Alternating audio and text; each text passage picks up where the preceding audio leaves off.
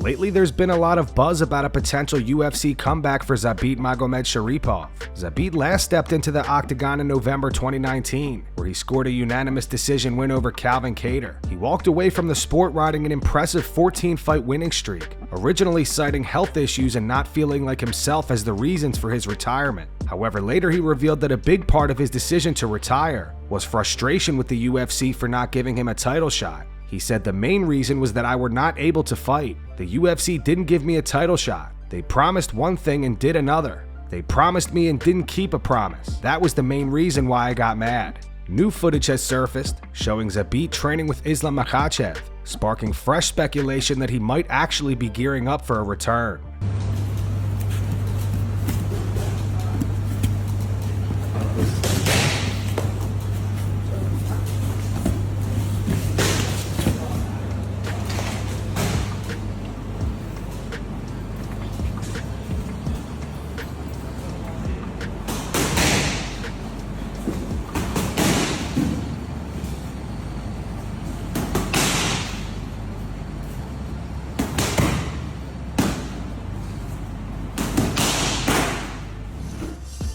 Daniel Cormier still believes Bo Nickal would beat Khamzat Chimaev in a straight-up wrestling match.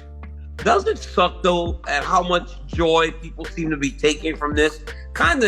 It's almost like they want the athlete to be confident. They want the athlete to be sure. But then when the athlete's sure, it's like, oh, he's too arrogant. Maybe Bo's going a little far talking about Chimaev. Here's what he never said, though, Chael. He never said he could beat Khamzat Chimaev in a fight. He said in a wrestling match, he would beat Khamzat Chimaev. And still to this day, I believe that. He never said he would beat Khamzat Chimaev. He can't beat Khamzat Chimaev. That was never a thing, at least not now. After UFC Des Moines, we posted footage of Azamat Bekoev finding out that he won the $50,000 bonus after his first round TKO win over Ryan Loder. Thank you so much. Nick has good news for you. PG, brother. No way. $50,000, brother. Thank you, boss. Thank you. Today, Azamat found out the taxes that he will have to pay on the bonus. This user wrote, "How is your $50K bonus?" He replied saying, "Still waiting for the money. Will I have to pay a lot of taxes?" This user responded saying probably around 28% because of federal tax, which is 24%, and Iowa state tax, which is 3.8%. There might be other taxes you have to pay on top of that though. I'm unsure on that. Azamat replied saying, "Now you spoiled my mood." Kamaru Usman will be in attendance this weekend at UFC 315. For those of you who don't know, Usman and Belal Muhammad really don't like each other. Belal appeared on the Pound for Pound podcast months ago, and apparently it got so heated between him and Usman that they never even released the episode. In an interview with ESPN, Usman says the UFC will have to have security nearby just in case he runs into Belal. Yeah, because I would say, I say that only because obviously I'm very level-headed and especially when I'm outside of the cage. But for the last almost 2 years now, year and a half, I haven't been in the thick of it. There's a transition when you're not in it, because I'm people can't, they expect us to be these fighters and we're always on go mode, to where when I'm outside of the cage, people are like, "Why are you so calm? You're a scary fighter." But I'm not like that. And so when you're in the thick of it, you're on alert all the time. And even me and George St. Pierre, we had this conversation where he expressed that to me. He's like, when you're in it, you're always this defensive guy. And I hadn't been that for a while, but now that I'm back in the thick of it, yeah, you probably have to have security back there with us. Belal Muhammad and Della Maddalena face off ahead of their fight this weekend at UFC 315.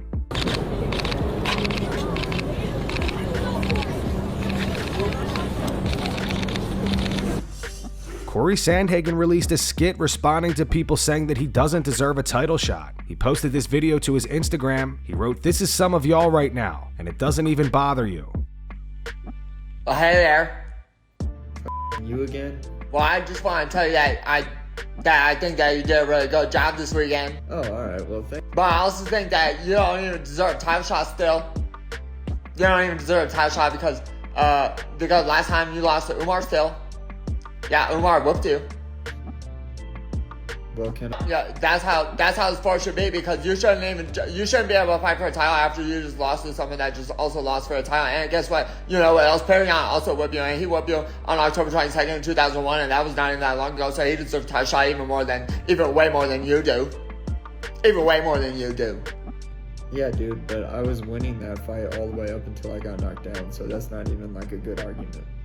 Yeah, I remember, because the one thing that hit you, it was like a spinning, back fist and punch afterwards, and knocked you down, like, and you look like a stupid idiot when you did that.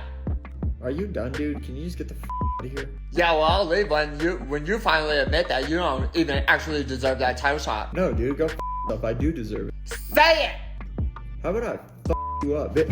Oh, you hit me! Mom says that you're not allowed to hit me ever in the face! Ian Garry breaks down his recent unanimous decision victory over Carlos Prates. He posted this video to his Instagram. He wrote, Ian Machado Garry breaks down Ian Machado Garry. Ian Machado Garry breaks down Ian Machado Garry. Carlos Prates' biggest weapon is his left hand. So my plan was to make him think that I'm going to try head kick him, so that he keeps bringing his hand up, so I make him block with his left hand, meaning that he's thinking about defending, not throwing. You can see his coach saying, bring your hand up, he's just looking to kick you on the head. Thank you for telling him to do that. I out-nerded the nerds. I love that the commentators understood the takedowns. I wasn't really hunting it, I wasn't really going for it, but you can watch Carlos Prates' whole body drop when he wants to be aggressive. Every time he did that, boom, take a leg, make him reset everything. He was closing up when I was beating him with speed, so I was ding, ding, boom, boom, boom, boom. Going into that 5th round, I felt like I had a wounded animal stood across the octagon from me, and they're far more dangerous.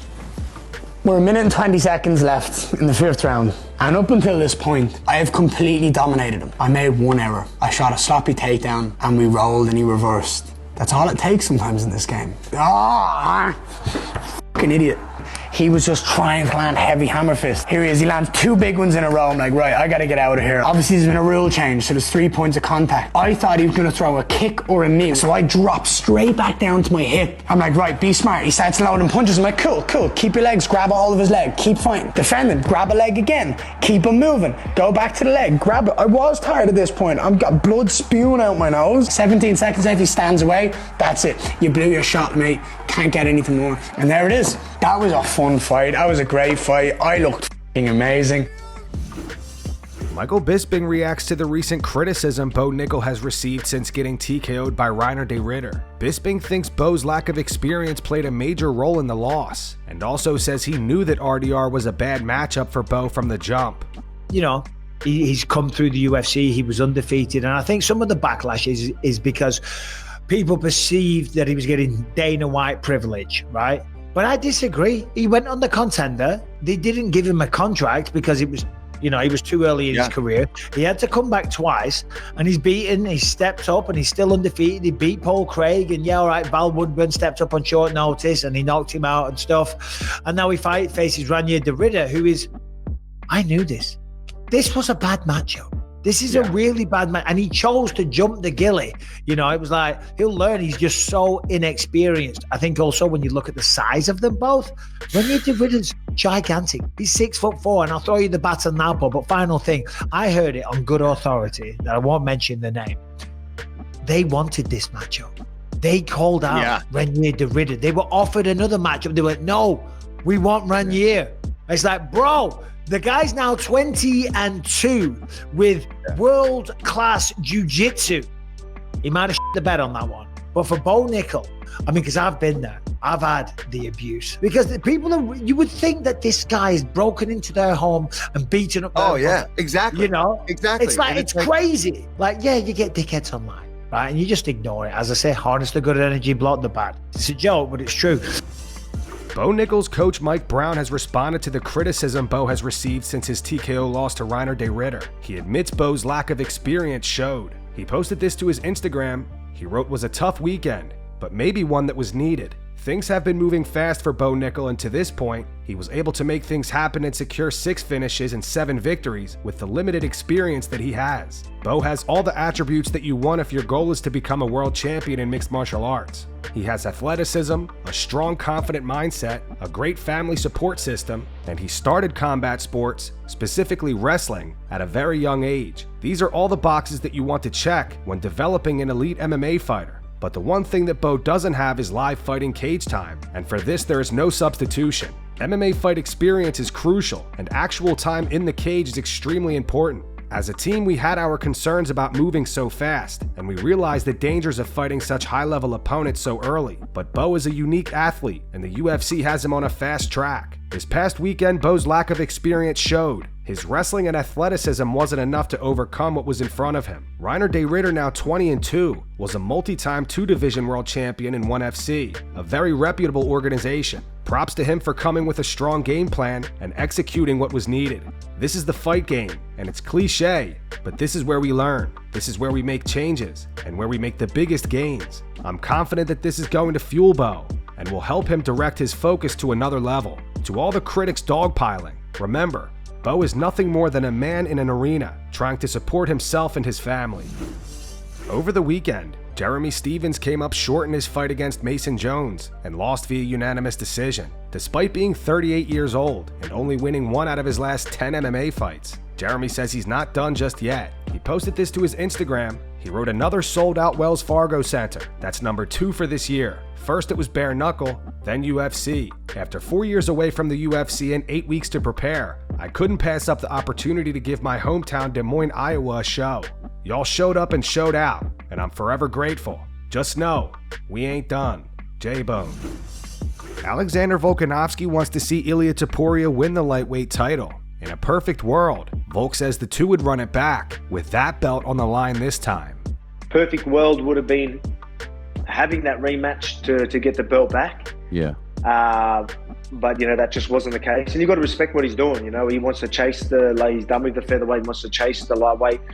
Let him do his thing. And then if we do it, maybe we do it at lightweight, you know, double champ again. Maybe does that, you know, I defend again. Does that put me in a position to, imagine that if he was to win and then we have a rematch. Oh God, at that'd be lightweight. incredible. Oh man, like it doesn't get much bigger than that. That's perfect world for me.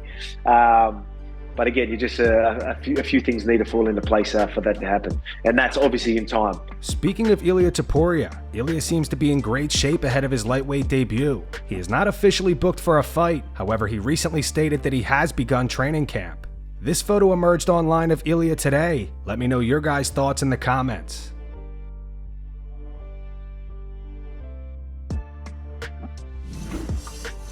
Garry ran into Belal Muhammad while Belal was doing an interview for UFC 315, and Ian's son asked him if he could win on the feet.